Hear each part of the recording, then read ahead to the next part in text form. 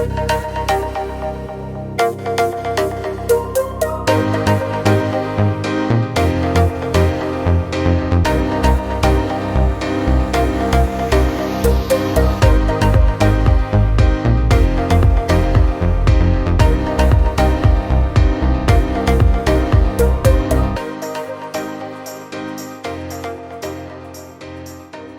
name's John Mendez. In our how-to series, we're just going to do a little session on anchoring. So firstly, we've looked at the chart and chosen a suitable spot.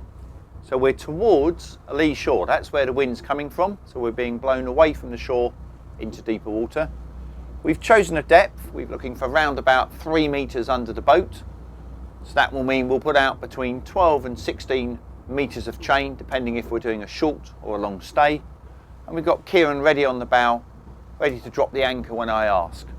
And when I ask will be when I'm happy with the depth and I've got the boat balanced on the elements and pretty much stopped. What we want to do is hold it stopped while the chain and anchor goes to the seabed, and then let the elements blow me back so that we're gently taking up the chain as we drift back. We don't want to just put all the chain on the bottom in a big lump. So we're just coming up to our depth that I'm happy with, 3 metres on the screen here. And all these other boats are giving me an idea of my approach angle. Some of those are on mooring buoys, so I've got to be slightly careful. And now I'm just going to stop my boat. And you can see I've got a lovely transit of these two boats out the window. So we're now stationary. Drop, please. Give Kieran a thumbs up and a nice yell. I'm just going to hold her in position while the anchor goes down. So he's got to release the little clip on the chain, and he's got to press down on the controls. Just losing the bow just a fraction. Okay.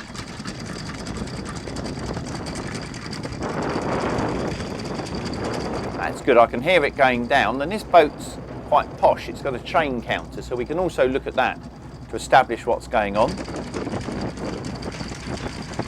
And my gut feel is about 30 seconds works quite well, rather than having to do lots and lots of counting. About there.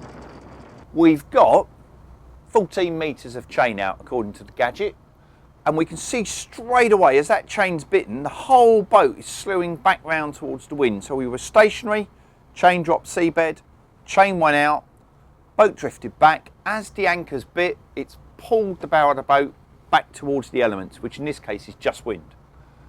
Now what I'm going to do now is do a click in astern, and we'll see that chain come really taut to make sure that it's bitten properly. If there's any vibration, it means it's dragging, and we can either do it again, or we can let more chain out and then try pulling again. Both of those things will mean that we get it really set and really safe. So John's just gone astern on both engines, so the chain is now nice and tight, and I'm just monitoring to make sure that there's no snatching or vibration on the anchor roller. And now that we're stationary, we're just going to take a transit. So we're going to use 2 fixed objects and to make sure that the anchor is biting and the boat isn't dragging. And that's looking pretty good. Okay, so what we've done here is we've rigged up a simple bridle which is going to take the weight off the anchor windlass and on our bridle instead, so it gives us a nice pleasant stay overnight and no rattling on our anchor roller. So what we've done is we've taken our chain in and we've rigged up our small bridle by going through the chain links and taking it to either bow cleat on the boat. Now this would be perfect for a couple of hours stay at anchor, but if you were thinking about doing anchoring more seriously overnight, you might want to invest in with a line that has a hook that goes to your anchor leaks, and you then take that to each bow cleat. So now our bridle is nicely rigged up. We've got a nice amount of slack on this part of the chain to the windlass, and it's going to leave us with a nice pleasant stay. Okay, so now we're nicely anchored, we've got our bridle set, boat's ready for a short or a long stay really. The key thing now is you want to make sure we're staying in the same put, and for that we use transits. Just glancing out the window, we've obviously got lots of things to look at, but the simplest thing for me at the moment is we've got a nice blue boat next to us, and then right in the background we've got a cruise ship. Now remember, the cruise ship could move, so could the blue boat. Cruise ship more likely. Just make sure that they're not dramatically changing, and that gives me a, are we drifting back? And then on the bow of the boat I've got a nice little orange buoy and a set of trees with a really tall one, and that again gives me a visual reference of which way we're going. The only thing you've got to remember, motorboats swing a lot. So, you know, if you watched it all the time, you'd have kittens. You've just got to be able to glance up and think, happy where we are. Don't forget, either your anchor ball by day or your all-round anchor light by night. Otherwise, you're breaking the law, and if you get hit, your insurance company will wriggle. So we've had a nice cup of tea, and now we've got to up anchor. So I'm going to let the boat swing back round so we're facing the elements. Now I'm going to drive it forward very gently. I don't want to overrun the anchor, and I want Kieran to start hauling in the anchor as soon as I come round and start moving. So I'll give him a little beep on the horn because we're just coming round the right moment now. He's going to very gently, and he's giving me a little direction. He wants the boat a little bit more to port to pick the chain up. And he's still asking for a little bit more. It's quite breezy out there. Okay, and in a sec, hopefully he'll start winching. Okay, he's now going for a head straight ahead, and he's winching gently.